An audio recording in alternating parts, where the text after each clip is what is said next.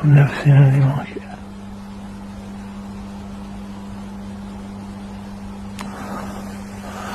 I've got to go and get chills. What is it? I don't know. I just watched it drift over from South Walsham Way. It's like there's a light in the centre of it. And you can see it kind of around it. And it's creating its own. I mean, it could just be, maybe it's a bit misty up there, but it's like a spiral.